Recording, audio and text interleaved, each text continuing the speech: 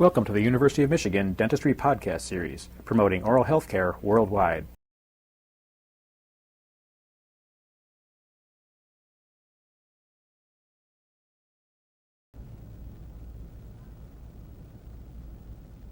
In the previous tapes, you have seen the occlusal adjustment procedures, and at this point in time, we will assume that our patient's occlusion has either been adjusted or that it has been determined that it is not necessary to adjust the patient's occlusion.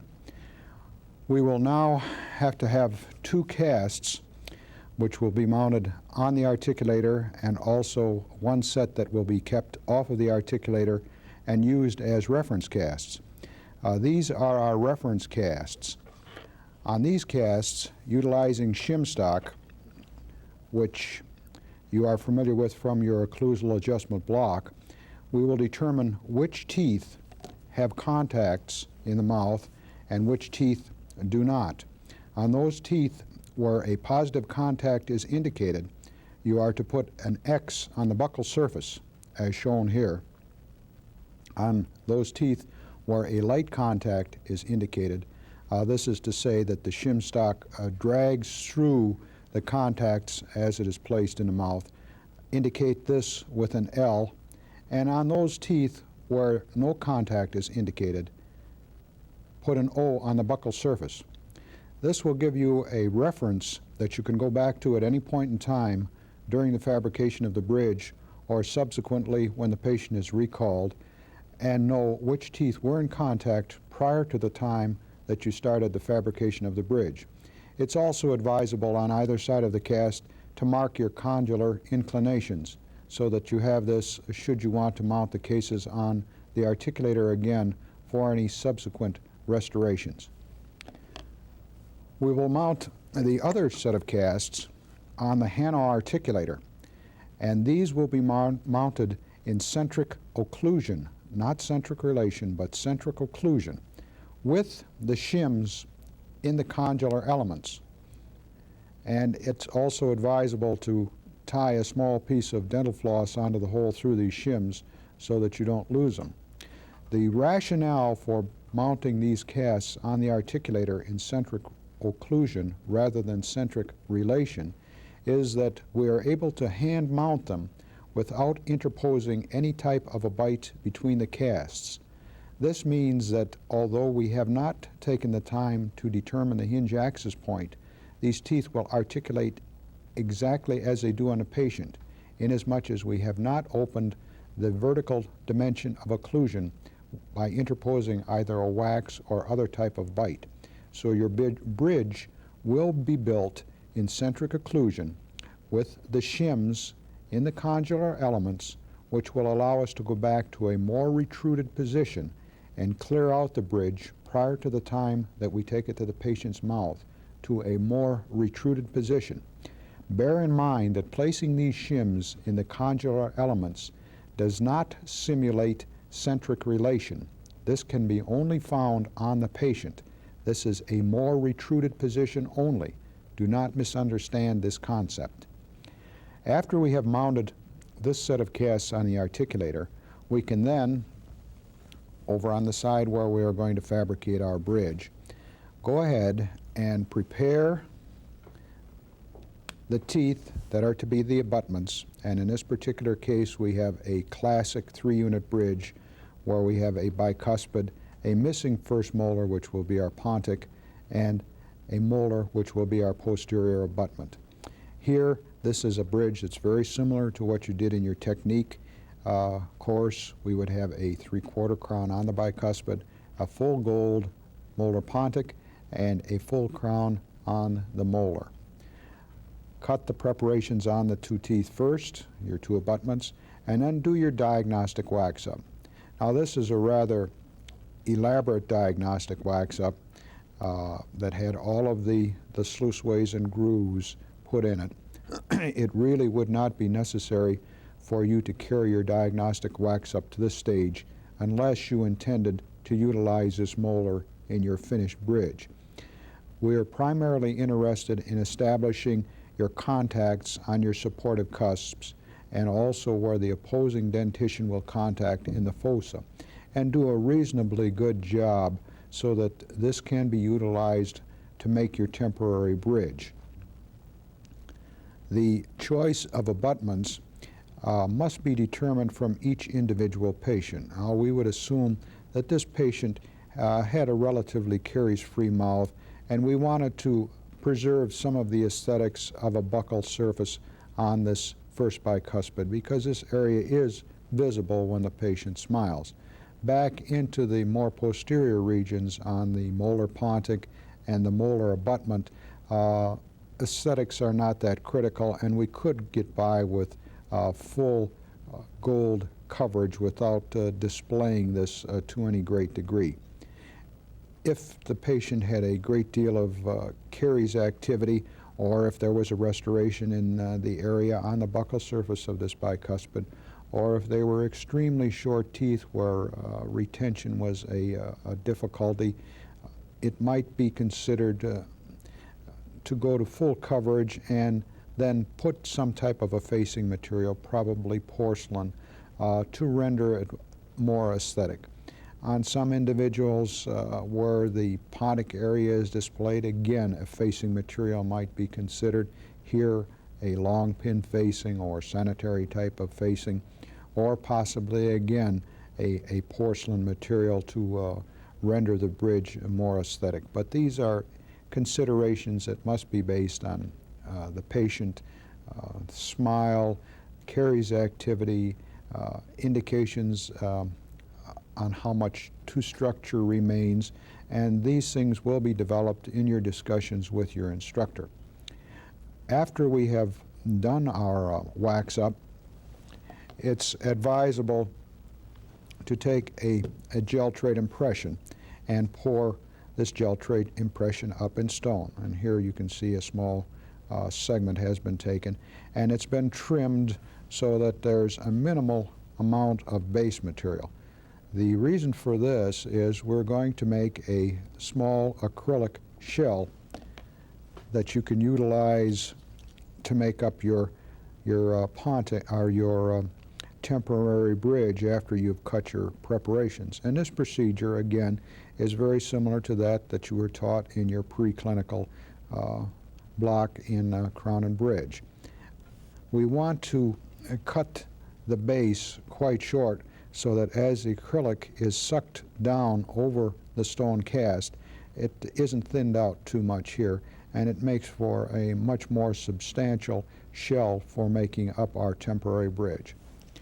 After we've completed this procedure, we're now ready to fabricate or start our cutting procedures and fabricate our bridge, and we'll assume that this other articulator that I have here is our patient. And allow me to get our molar back into place. We'll assume that we have already cut our preparations now. A 3/4 crown on the bicuspid and a full crown on the molar, and we're ready to take our bite. We're offered a number of different options here on bite registrations. You were taught in your occlusion block to take a wax bite registration. Here we're going to utilize acrylic. It must be understood that the medium for taking the bite is designed to give us the degree of accuracy that's necessary for the procedure that we're doing.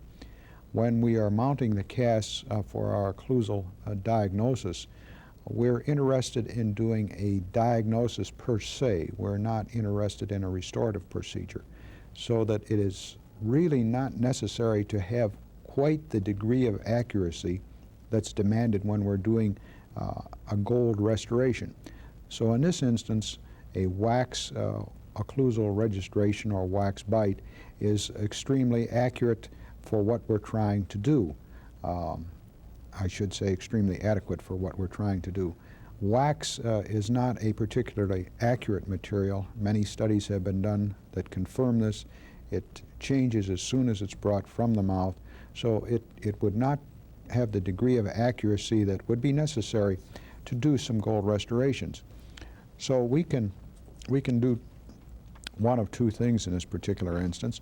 We can either wait until after we have fabricated our dies, and here we have just a little model with several silver dies, and on this silver die we can paint on an acrylic bonnet, and again this is a very similar procedure to what you used in your preclinical studies, and we will cut a small window as is indicated here. This will enable us to know for sure that the bonnet has been placed all the way down on a tooth.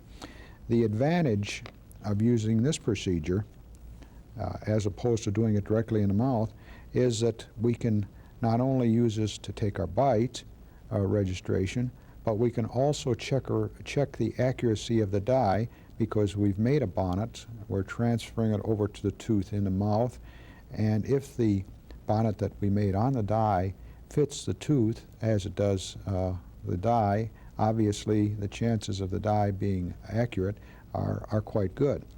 The other procedure is to take our bite registration right directly in the mouth with a small bonnet, and here we can either use a small aluminum shell crown, which I'm holding. I've cut a rather large hole in the occlusal, and I've trimmed the shell crown so it fits the margin of the tooth quite accurately. Allow me to take the patient apart here. We can place this on the molar tooth, and you'll see that it must be adapted so that it's almost flush with the reduced occlusal surface. The reason for this is we must have clearance between the opposing tooth and the top of the shell crown. If there's any interference here, obviously it's going to hold the dentition open and we're not going to get an accurate bite.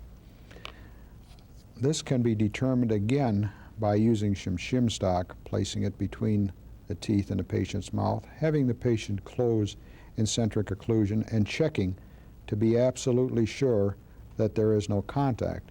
Then go back to one of the teeth that we marked with the X to show us that there is a positive contact, and make sure that we still have that positive contact there, which we have. After we have done this, we can remove our shell crown and fill it full of acrylic, holding your finger over the hole. Fill this full of acrylic. Allow the acrylic to go through its stringy stage into its doughy stage, and then place this back onto the tooth. And we can place it back first like so, and allow your finger, or place your finger over the hole, pushing it down onto the tooth. And when you begin to express some acrylic down at the marginal areas, remove your finger and grasp it on either side, buccal and lingual, or mesial and distal, and press it the rest of the way on a tooth. This will negate all of the material from being expressed down in the sulcus. You'll have a large mass of acrylic here which you can wipe off, and then have the patient bite together into centric occlusion, and this will register the opposing cusp in that expressed acrylic. After the acrylic begins to polymerize, it will be necessary to take the crown form on and off several times so that we do not damage the pulp with the heat of polymerization. When the acrylic has polymerized, we will have a small registration of the cusp, and here I've outlined it in ink so that you can see the cusp registration more clearly. This happens to be a very broad cusp, and it really would not be necessary to have quite as large an area as this. However, you can see that it's quite shallow, and the detail on the inside of the crown, again, you can see is rather sharp and crisp, and this is your interocclusal registration or bite. And you can see when this is placed back onto the tooth, it fits quite accurately. and stabilizes the dentition. Again, when the acrylic has polymerized and you've cut back any excess that might have been expressed on the occlusal surface, go back with your shim stock, check to make sure that you've got a positive contact here, and again, several points in the mouth, go back and check to make sure you've still got a positive contact. Now here, we're a little light, so this would indicate that this acrylic is a little bit high. Take an acrylic burr, reduce this occlusal surface area so that it's just slightly out of contact. Put a small amount of acrylic back on there and repeat the procedure, having the patient bite back into here. And here, in this instance, it would not be necessary to take this on and off because a very minimal amount of heat will be generated. After this is set up, again, we would check to make sure we had a positive contact here, and go back on these other areas, on this side of the mouth, on the other side of the mouth, to make sure that we had contact. And this time we would most probably have maintained these contacts. You can readily see the value of establishing these contacts prior to the time that you started, because this gives us a check as to whether or not we have opened up the occlusal dimension as we fabricate the bridge. This same procedure would be carried through the wax-up procedures, the casting procedures on the articulator. We can check our castings to make sure that they have very adequate stops, and also go back on the other side of the mouth again, checking those teeth so that we make sure that we have not opened up the dentition. Then when we take it to the patient's mouth, we can feel relatively assured that there's going to be a very minimal amount of grinding necessary to bring those teeth into their proper contacts. After we have placed the finished restoration in the mouth and checked it in centric occlusion, since we have cleared it out to a more retruded position with our shims, it's a relatively simple matter to do a few minor adjustments to bring that bridge into the proper contact in centric relation that the patient has displayed.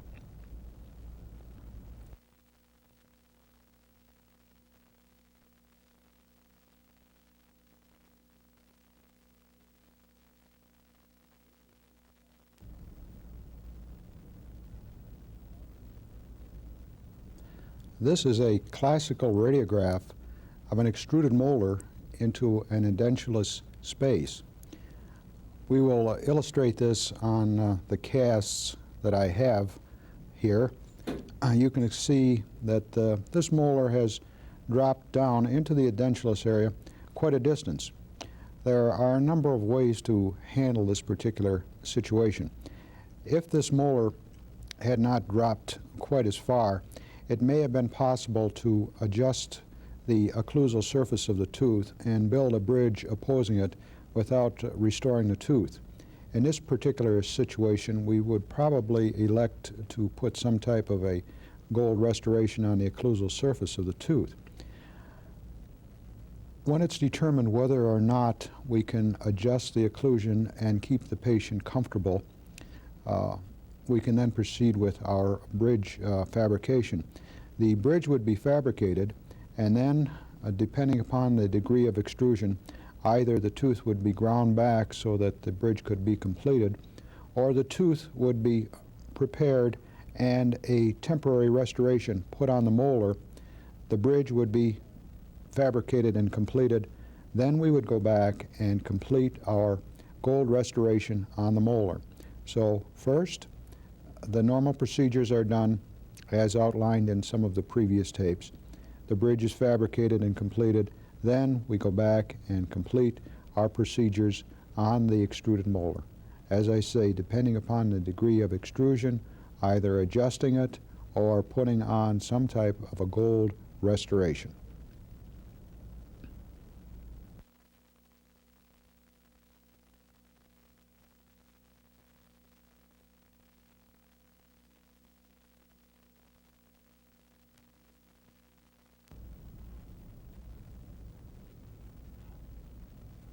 In many instances where a tooth has been lost, the tooth distal to it will have a tendency to drift anteriorly and become quite tipped.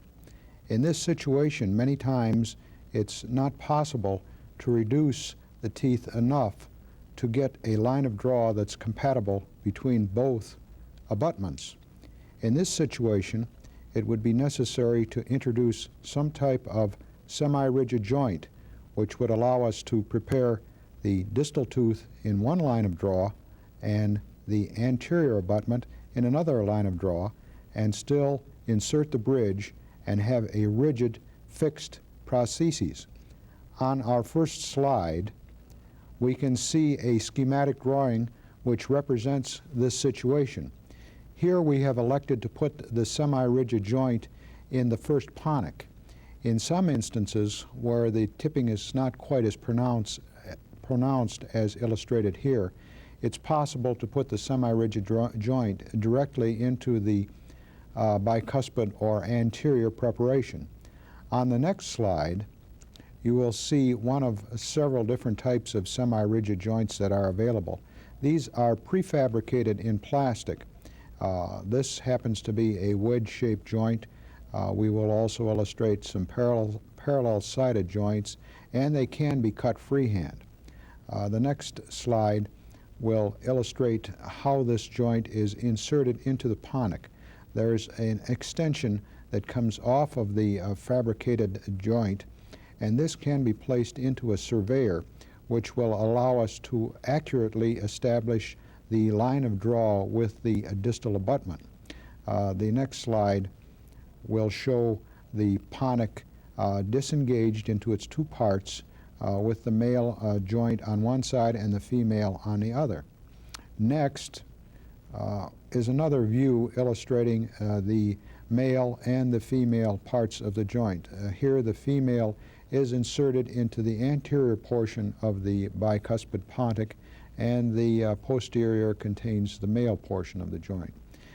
In the next slide, we will see the fabricated bridge, and on this particular bridge, it was elected to cross-pin the joint after the bridge had been cemented into place. This procedure consists of cementing the anterior segment onto the bicuspid first, then cementing the posterior segment, and then placing either a steel impression pin or a cast gold pin which engages the female and male portion of the joint and locks it in to make a rigid one-piece assembly. On our final slide, you can see the finished prosthesis, and we will highlight the semi-rigid joint with the cross pin. The end result is quite aesthetic, and it is not a particularly difficult procedure to master. If you have a case that entails this type of semi-rigid joint, your instructor will discuss with you the technique for aligning these joints and also help you in the selection of the type of joint that would be most suitable for your case. These particular attachments are made by the Ney Company, and the one that you saw previously is this mortise type attachment with the male and the female portion. And then we have an attachment here which is slightly smaller and has the parallel side. This is a little more adaptable to a bicuspid or where we have a minimal amount of room. As I previously said, these attachments can also be cut in the wax or in the gold by hand.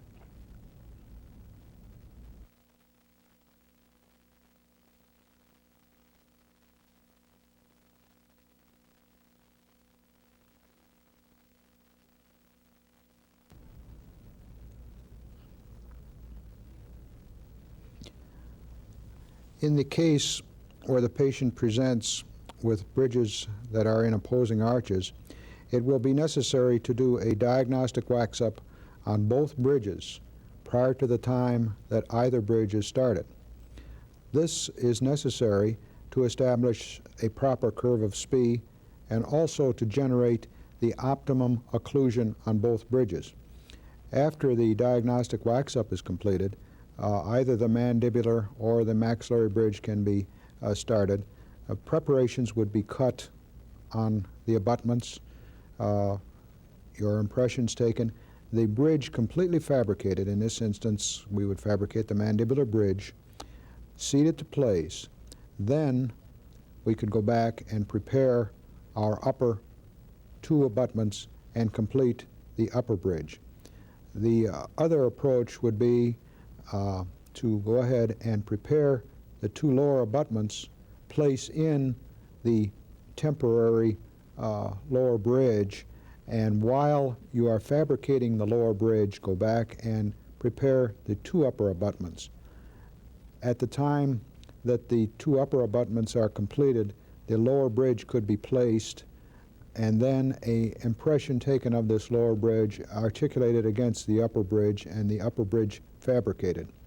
The second approach to this allows you to utilize the patient's time more judiciously than waiting, and this approach should be taken into consideration where only one patient is being treated during the block time.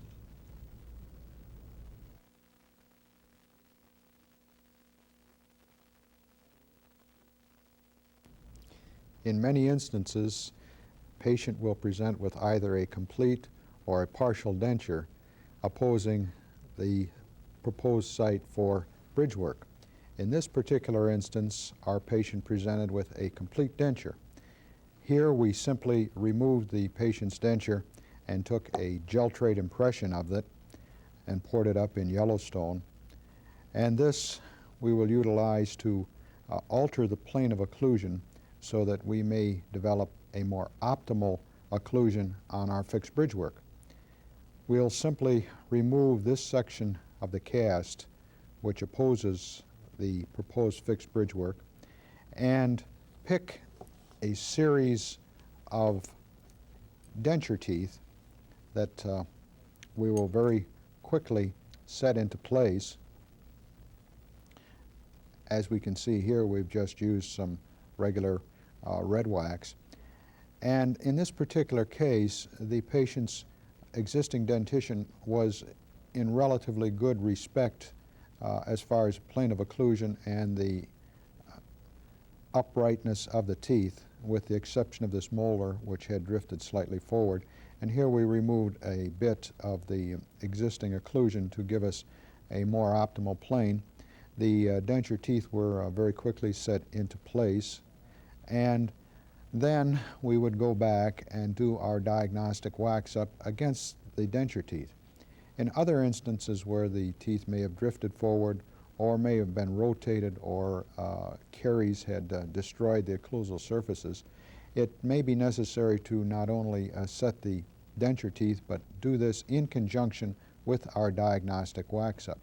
In other instances, it may be expedient to do our diagnostic wax-up first, set our denture teeth against the diagnostic wax-up, and then make some adjustments in both the denture teeth and the diagnostic wax-up until an optimum harmony of occlusion has been developed. In the case where we have a non-existing denture and a denture or a partial denture is proposed to be done against new bridge work, it would be necessary to carry through the procedures that are outlined in your complete denture manual and also your partial denture manual for fabricating either a completely new denture or partial denture.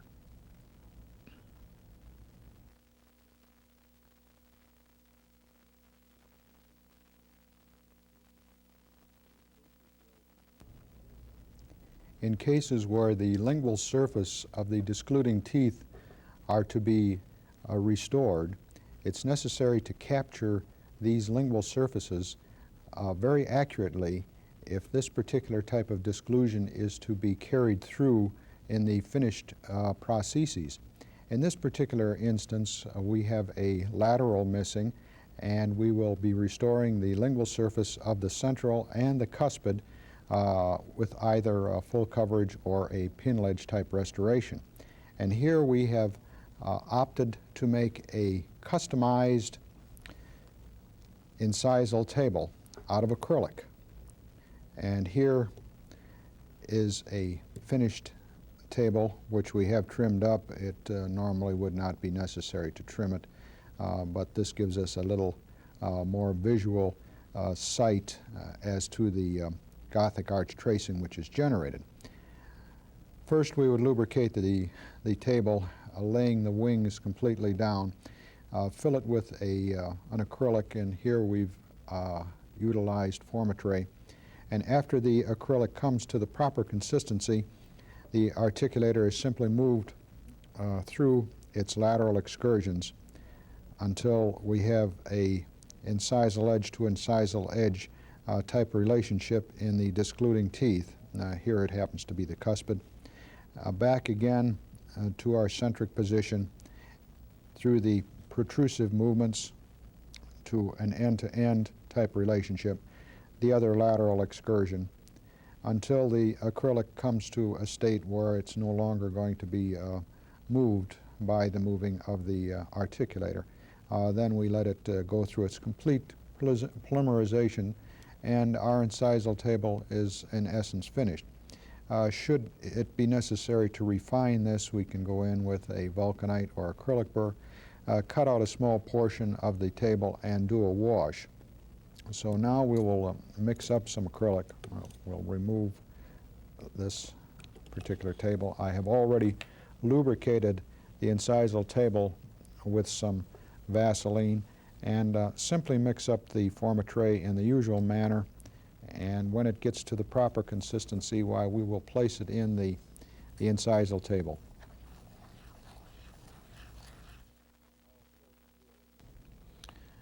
Our acrylic material has now come to approximate doughy stage, and we will endeavor to place it in the incisal table and mold it with your fingers.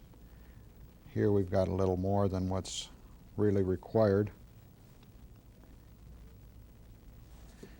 And first we want to register our centric position, and with a simple tapping motion we'll register centric, and then we can move over into our lateral movements and slowly, using a tapping motion as we go, register our lateral movements, first on one side, back to our centric position, and then our lateral movements on the opposite side, and use a tapping motion as you go up, and then you won't have a tendency to push the acrylic quite so much.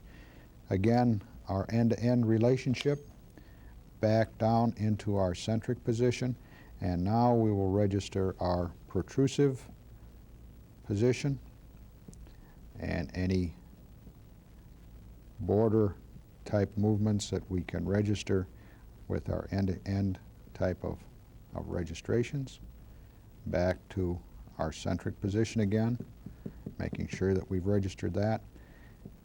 Give the acrylic a chance to polymerize a bit more, and then slowly work it back until you're satisfied that you've accurately captured these movements in the acrylic material.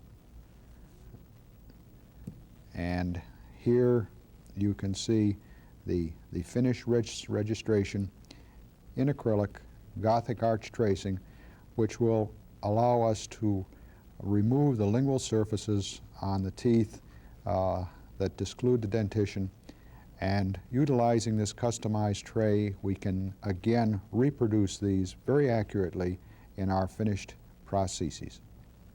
You've been listening to a presentation from the University of Michigan School of Dentistry, which is dedicated to supporting open learning and open educational resources. This recording is licensed under the Creative Commons. It may be reused and redistributed for nonprofit use. Please attribute materials to the University of Michigan School of Dentistry and redistribute under this same license. For more information on how this and other University of Michigan School of Dentistry recordings may be used, visit www.dent.umich.edu/license.